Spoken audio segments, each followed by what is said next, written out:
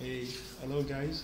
This is Abdikarim from CodeSideAcademy.com. Today we'll be talking about how we can encrypt our users' password once they sign up. So we'll be making use of a extension called Wexook. Wexook is a very powerful tool handling is a utility for WSGI. So it's a very powerful tool. You can check it out and see how cool it is.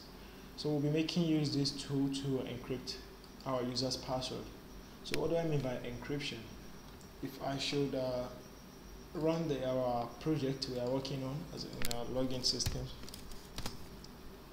Let me check. Okay. Alright, if I should try to sign up. Okay, let me sign up with flask-sqlachemy@gmail.com and make this sorry, password is 1111 and I submit. Now if I should check the database, I should have my password, but you can see this is my password nakedly is not secured, so I need to secure my password. So to do this, I need to encrypt the password. So to be able to encrypt, I will be making use of Wexook. So if you have been following this tutorial earlier, you'll see what we have done so far and what we have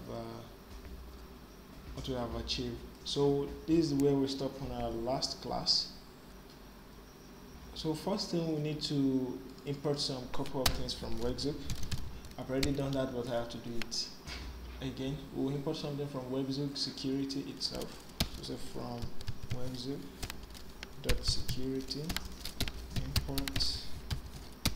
import hash password. Import check password.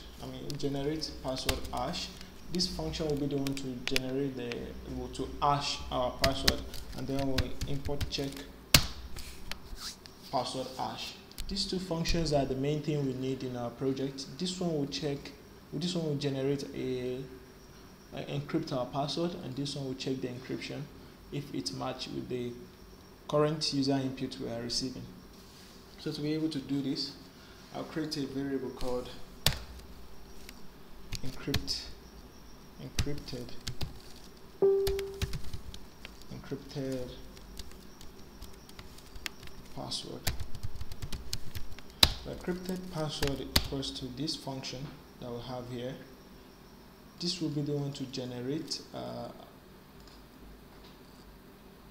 to encrypt our password for us. So I'll pass in the name of the variable which is receiving password, which is password.request.form, which is this guy. If you have been following my tutorials earlier, you understand this. I've covered some basic, and we have done this is the formal code I've been working on the last tutorial. So once we have this, so I'll say this variable here, which will receive the user input, I'll pass it here so that it can be encrypted. Password. Then I'll specify the method I want to use. I'll say method equals to SHA-256. So we'll be making use of SHA-256. So once we have this, we need to save this. So I'll just change this to this. Alright.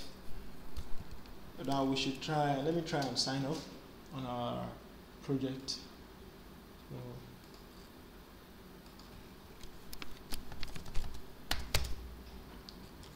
let me call this, let me create a new account. I'll call this sign up. So I'll make the email at CodeSideAcademy.com. Then maybe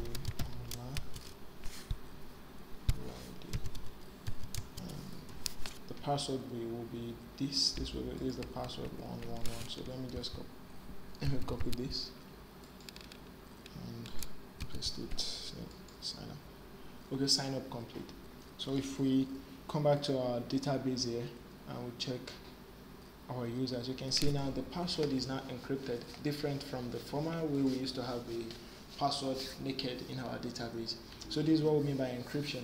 Now we need to log in, because if we go back to the home page and I try to log in with all ID and password 111 and I try to log in, okay, I can see either whatever, I don't know what's causing this. Okay, so we should receive something like error message. The reason we are receiving this, I guess, I don't really want to know the reason, but the reason we are receiving any error is that we didn't check if the password I enter is the same thing as the one that is encrypted, which means whenever a user is trying to log in, the password will be decrypted. So I'll go to the sign in route. So this is the sign in route. So if username is true, then we need to do something. So what do we need to do?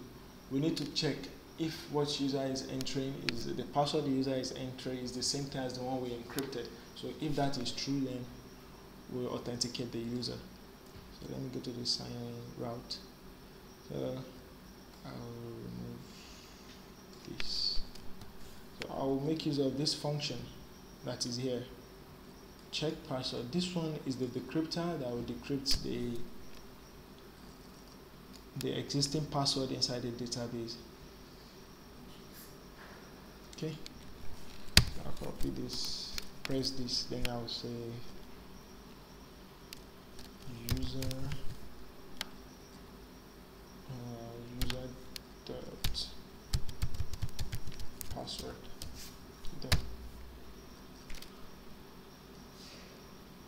password. So what are we doing here? So this is password, which is the current user and password the user is entering, and this is user.password, which is the one existing in our database presently. If I should check